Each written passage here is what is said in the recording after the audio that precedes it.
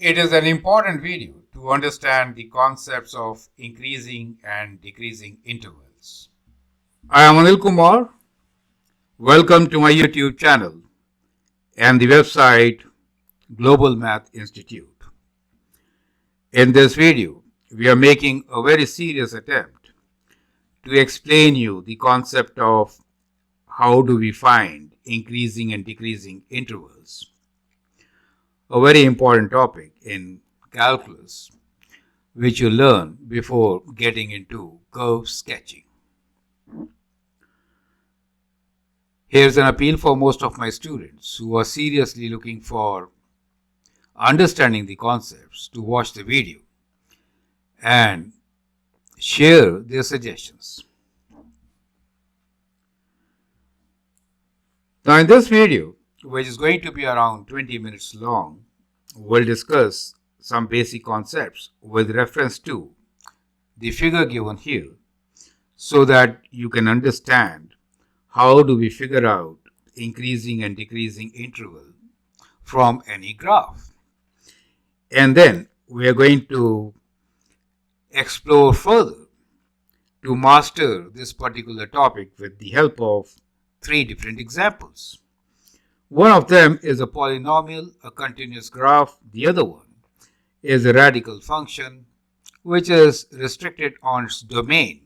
And the third one is a trigonometric function, which is periodic in nature. So we'll try to see how do we write increasing and decreasing interval in such cases. Find it interesting? Well, to begin with the concept, we'll understand how do we start with the graph itself. Major thing is you need to see the graph from left to right. So whenever you see it from left to right, as you can see here, you hit at this point which is almost at minus infinity and you go down. So clearly it decreases. You see that. So if you go from left to right, it is very easy to answer this particular question, right? So it decreases. Now, once you come to this particular point, which is a discontinuity, right? So discontinuity, a vertical asymptote shown here, cannot be a part of solution, right? And therefore, you need to avoid the discontinuities when you write down the answer. While this is the case of a graph, you could easily write down the answer without any problems. Well, we'll take it up in details also. But if the equation is given to you, then what are you going to do? In that case, we are going to analyze the first derivative to get the exact interval where the function is increasing or decreasing. So I hope it sounds good, right? Okay. Well, in case you want to learn from me directly, you can send an email to the email address given here. Most of my students are one of the best in their class. Some of them are getting awards and scholarships, just as Akshit. After attending university. The winner of this year's Certificate of Achievement Schulich Leader Award is Akshi Kandivani.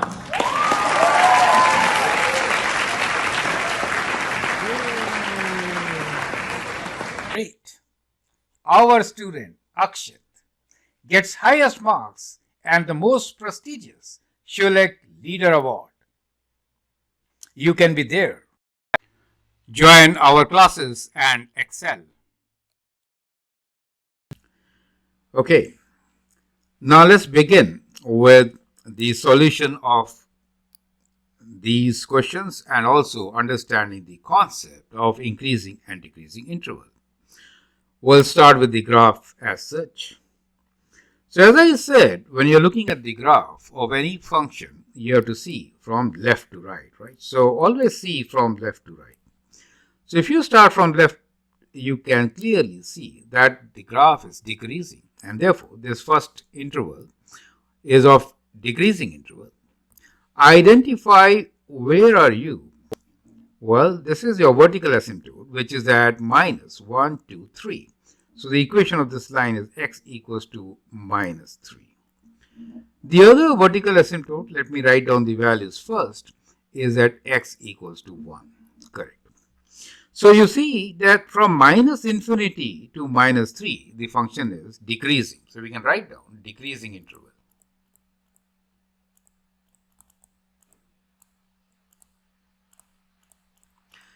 Interval is a duration between some points, correct? So in this case, minus infinity can never be included, and in this case, minus 3, since it is not in the domain, can also not be included. So we make these kinds of brackets. You could also write x less than minus 3, or let me write x less than minus 3. Perfect. Now if you look into the other part, after minus 3, again the function is decreasing, right? So from left to right, you see it decreases up to this particular point. It's a good idea to figure out what this point is. Well, this point is at minus 1, the value seems to be at 2. So let me write down this point as minus 1, 2. So it also decreases from minus 3 to minus 1.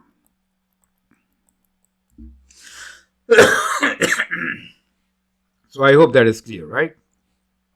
If you want to write this as inequality, you will say that x is, this was minus 3. From minus 3 to minus 1, correct? So you could write in any form.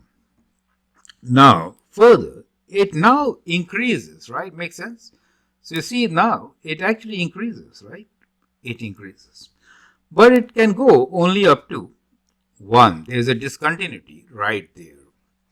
So let me write down the other interval, which is decreasing.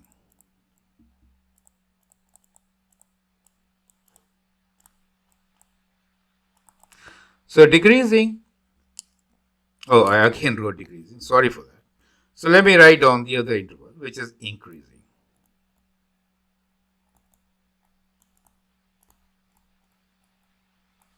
So it is increasing from minus 1 to 1. See, we have to always give the x values, not the y values, correct? Interval is in terms of the independent variable x. Sometimes students make a mistake of mixing them up. Okay, and then you could also write this, because sometimes you also write in terms of interval inequalities, right? X between minus 1 to plus 1. Do not include the discontinuities. In this case, the asymptotes at x equals to 1 or at x equals to minus 3. Now, after 1, you figure out that you land up around minus infinity and the graph increases. Always see it from left to right, and clearly you see that this is also increasing, and therefore from 1 to infinity, it further increases, right? So you can say that x is greater than 1, it increases. And that is how, from the graph, very easily you can identify and write down decreasing and increasing interval. Is this absolutely clear to you? If you have any questions, feel free to write your suggestions and comments. I will be always there to answer your queries. Okay, so once we have done this and you've really understood the concept, reminder, if you want to learn from me, you can send an email on the address given. We will move on to understand how do we find increasing decreasing interval when the equation is given to us. Now, we have f of x equals to x cubed minus 3x plus 4, which is a polynomial, a continuous graph.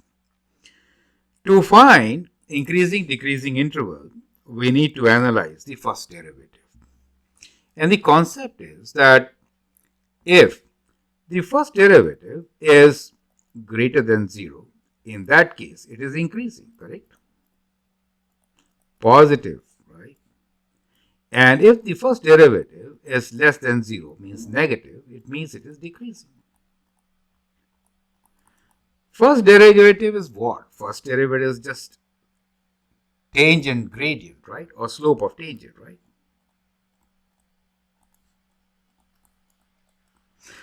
So clearly, if the tangent is kind of going like this, it is increasing, and kind of going like this, it is decreasing. Makes sense, right? So with that in mind, let us first figure out what is the derivative of this particular function. So the derivative is, apply the power rules, we get 3x squared minus 3. And this can be factored. So we get x, 3 common, x squared minus 1, which can also be factored 3 times x plus 1 times x minus 1. Clear? So with that, we have got the function, derivative of the function, 3 times x plus 1, x minus 1.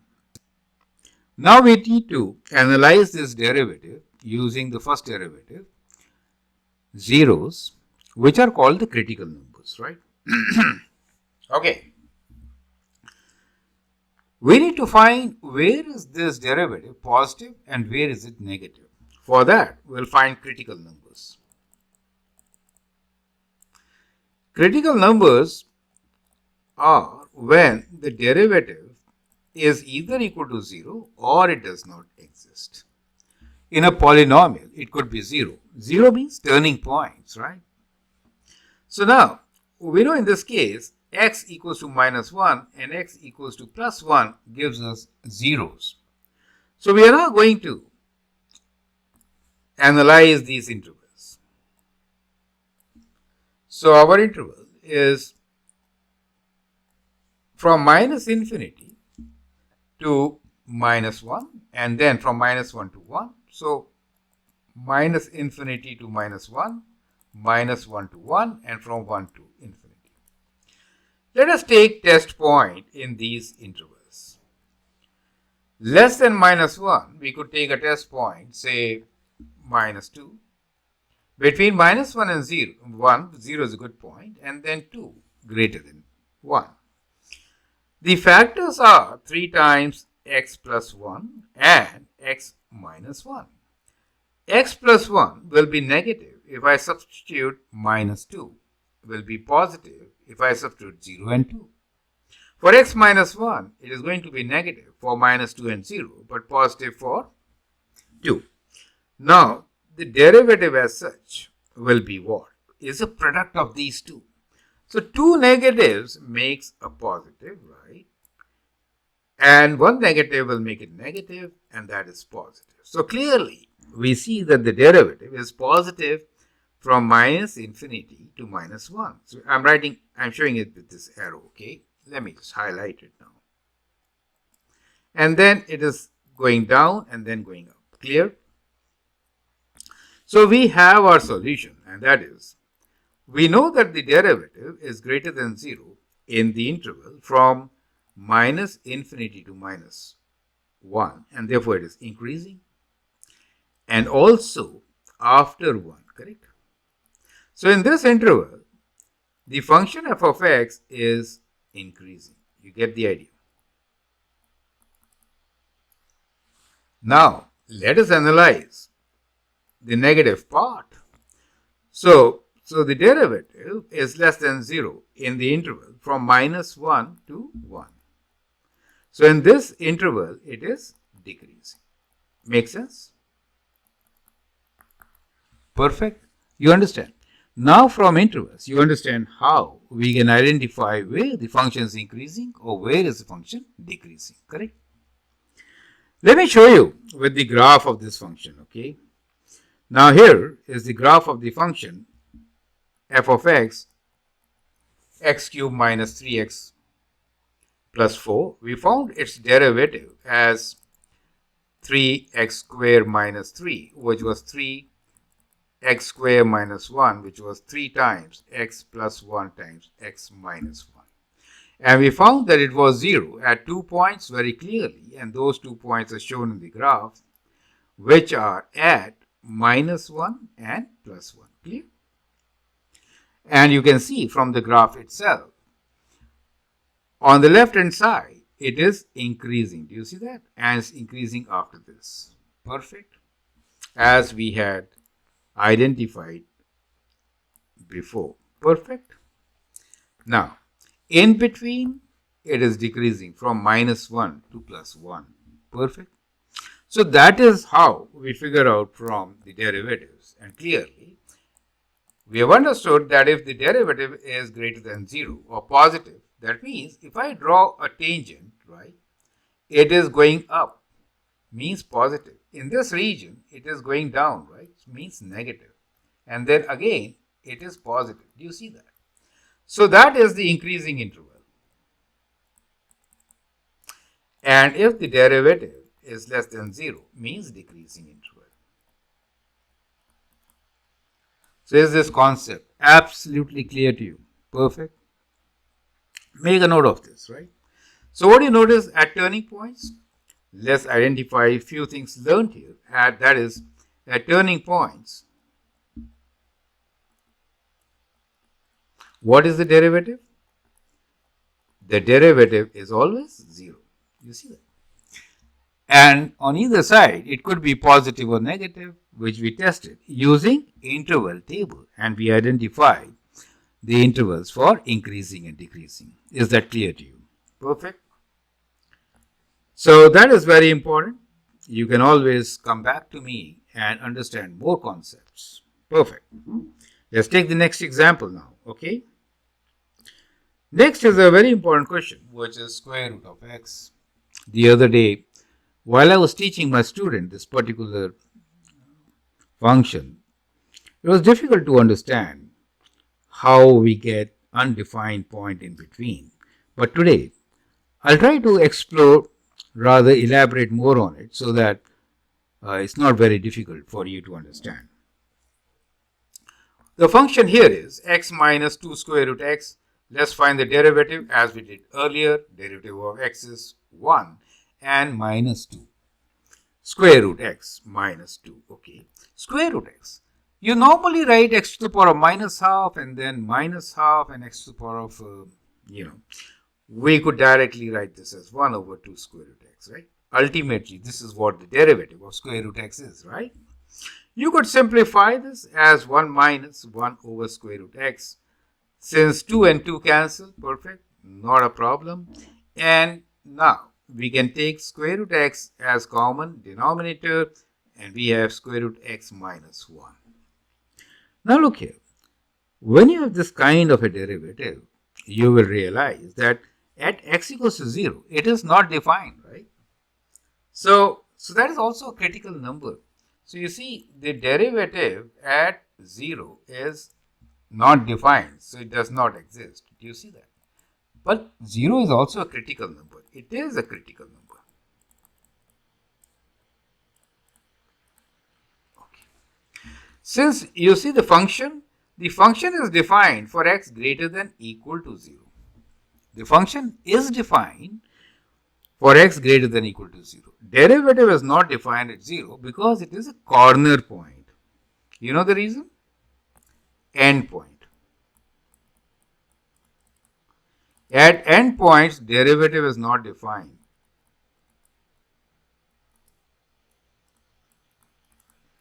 Now, many students do not understand this concept, and that is why it becomes difficult. But from the derivative itself, you can very clearly see something in denominator. If you place it to 0, that means it does not exist, right? It is not defined at this point. Perfect. But that's a critical number. Another thing is we also see that f prime 0 x is equal to 0 at x equals to 1. Then the numerator is 0. So we have two critical numbers in this particular case, and therefore we are going to analyze both these numbers, right? And our domain is to the right side of 0. Okay. So let me just sketch. Make a table first, right? And we have two critical numbers, one of them being 0, the other one is 1. Clear? So we have x equals to 0, x equals to 1. Test point now I am writing directly here. Now you cannot take a test point on left side of 0 because it is not defined. You can only take a test point on the right side of 0, let's say it is half. And on the right side of 1, let's say it is 4 because we have square root, right? Okay. Now let's put the values and figure out what do we get. So we have square root of x minus 1 as one of the factors, the other one is square root x, right? So if I put half here, right? If I put half, and this does not exist, right? It is not in our domain, so we are ignoring less than 0. Important. So if I substitute half here, in that case, clearly it is a negative number. But if I substitute 4, it is a positive number. For square root of x is always positive, correct? So when you multiply or divide them, you definitely get what? It is negative in this region and positive in the other region. So the graph of this particular function is decreasing and then increasing. You have an absolute minimum here at 1. You get the idea? And clearly, we have our decreasing and increasing intervals. So it is decreasing when? It is decreasing from 0 to 1, and it is increasing from 1 to infinity. Is that clear to you? Very important questions. Looks simple, but do you see the concept, right? So that is how, by analyzing our derivative, we can write down the answer. For the benefit of most of our viewers, we have a graph here. So this is the graph of our function x minus 2 square root x. And clearly you can see at 1, we have an absolute minimum right there, correct? So if I substitute the value of 1, I'll get minus 1 here, right? So this is 1 minus 1. And as you can see, it decreases from 0 to 1, and then it increases thereafter. You see that? So from the graph, absolutely clear, you can move from left to right, and you can clearly write down the intervals. Decreasing from 0 to 1 and increasing from 1 to infinity. Is that clear to you? So what we learned here is critical numbers, right? So f prime derivative of x could be either does not exist or 0. These are the critical numbers.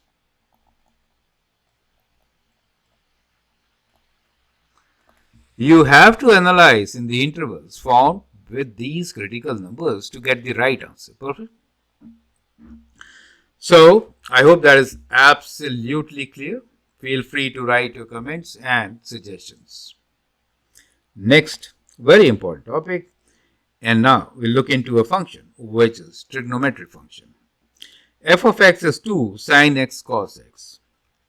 Now, do you remember double angle formula? I could always write this as sine 2x. Correct? So, if you remember, sine a plus b was what? It was sine a cos b plus cos a sine b. And if a equals to b and is equals to theta, we get sine 2 theta equals to sine theta cos theta plus cos theta sine theta. Correct? So very easily, we get this formula of sine 2 theta as 2 sine theta cos theta. Now, when you are doing derivatives, it is very important to brush up this knowledge and then do the needful. Derivative now is very easy. So, starting with sine 2x, the derivative is what? Well, derivative of sine is cosine, so we get cos 2x. And derivative of 2x is 2. So we get 2 times cos 2x.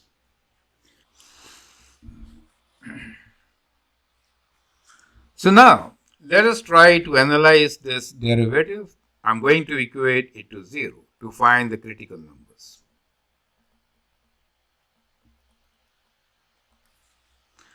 So when is cosine 0?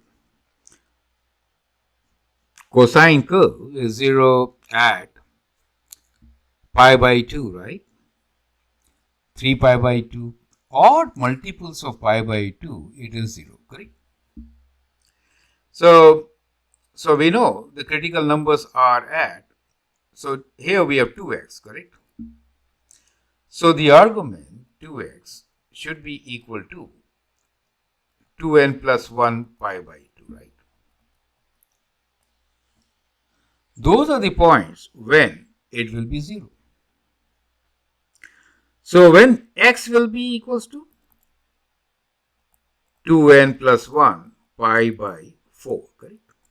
So odd multiples of pi by 4, we have zeros. You get the idea, right? Means 1 pi by 4, not 2, but 3 pi by 4, 5 pi by 4, and even minus 1 pi by 4, and so on, correct? So those are our zeros for the given function. So let us test on these intervals the derivative. So let me just do one interval. So the zeros are at odd multiples of pi by 4. So let's say 1 pi by 4,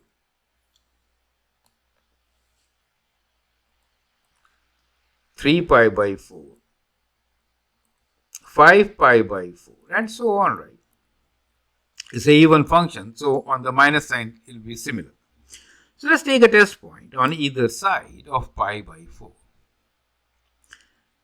So on the left side of pi by 4, we could take 0, right? So, and check for the derivative, cos 2x, right? So we have here 2 cos 2x. So when I multiply pi by 4 by 2, I get pi by 2, right? Remember that part. So what are the values taken on the left and the right side of this particular function? We could take a value, test point, which is, let's say 0 here. Here we can have pi by 2, right? Then we could have a value pi here. Substituting 0, we get as a positive 1, right? But if I write pi by 2, then we have negative 1. For pi, it becomes 2 pi, again a positive number. So you can clearly see that from 0 to pi by 4, it is increasing, right? And then decreasing and then increasing. You see that? Intervals. And that is how the function is going to be. Now, another important thing here is to understand that these functions are periodic. Periodic really means that in their domain, the interval of increasing and decreasing repeats, and therefore we have to provide a general solution.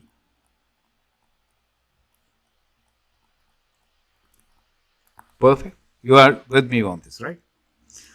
So let's look into this particular graph of sine 2x. And now we know the derivative. And we have already analyzed that there are intervals where it is increasing and decreasing. So let us now, with the help of diagram, further write down the intervals. So here is your diagram for sine 2x.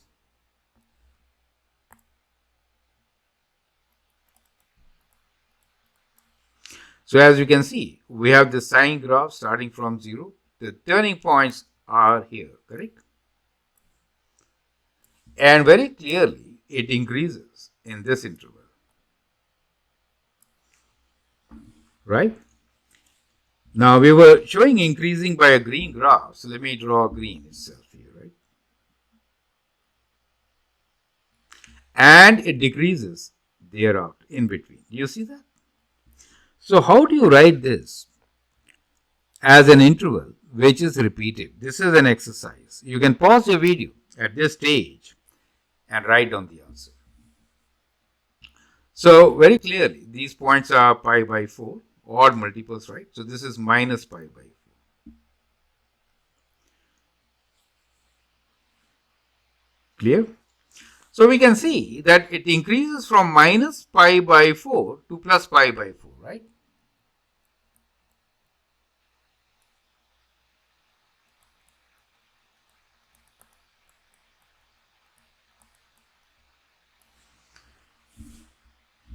Correct?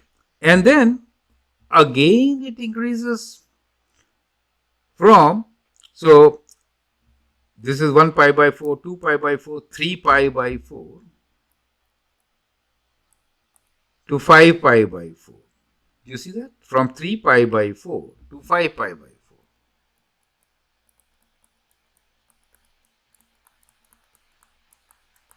And so on. So if that is the pattern of increasing, in that case, we can say that it increases from, generally, you have to add to pi is the interval, correct? So that becomes your increasing interval, right? On the other hand, let me write down decreasing interval. It is decreasing from pi by 4 to 3 pi by 4, right?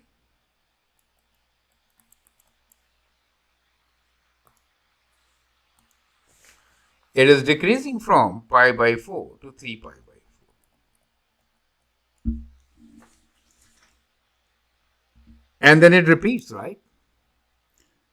The period is n pi. You get the idea? From here to here, the distance is pi. The period of sine 2 pi. Correct? So therefore, you could add n pi to your results, right? So pi by 4 to 3 pi by 4 could also be written, if you want to write this as a periodic function, as, let me write down, pi by 4 plus n pi to 3 pi by 4 plus n pi, correct? Where n belongs to set of integers. Do you see? So we have made it periodic. With every value of n, it adds up pi. So it starts from this point to this point, this point to this point, and so it could repeat. You get an idea? So here, if you add pi to minus pi by 4, you get 3 pi by 4. You get an idea? So you can write down here increasing interval from minus pi by 4 plus n pi to pi by 4 plus n pi, where n belongs to set of integers. So now we have made it periodic. So that is a huge learning at the end of this particular video. So now you are in a position to even describe the intervals of increasing and decreasing as a general formula as shown here. So I hope all this comes together. So we began with derivative. We figured out that cos 2x was the derivative, which is 0 at pi by 4, and we have the interval of decreasing between pi by 4 to 3 pi by 4. And it's after every pi, right? Period of pi. So here the period is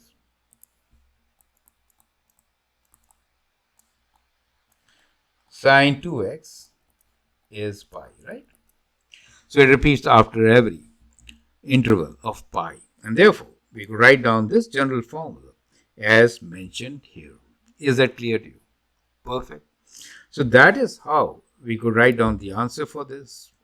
And of course, you can learn from me by sending the email. And I hope with that, all the concepts of increasing and decreasing intervals are absolutely clear to move forward in calculus and do curve sketching. Perfect. Now to the end of this video, I thought I'll have similar questions for you. You can now pause the video, take a screenshot, or just answer these questions. We have a very similar graph as I discussed. Write down the increasing and decreasing intervals for the graph, correct? And also for the three equations given to you. Polynomial, this time I have a rational function. Apply the quotient rule, find the derivative, analyze the first derivative. And always remember that you need to see the graph from left to right. Avoid discontinuities in your answers, and then analyze the first derivative if the equation is given to you to find the increasing and decreasing intervals. I hope it makes sense. Feel free to share your views and suggestions. They're very, very valuable. And in case you want to learn from me, of course, contact me on the given address. Thanks for your time and all the best.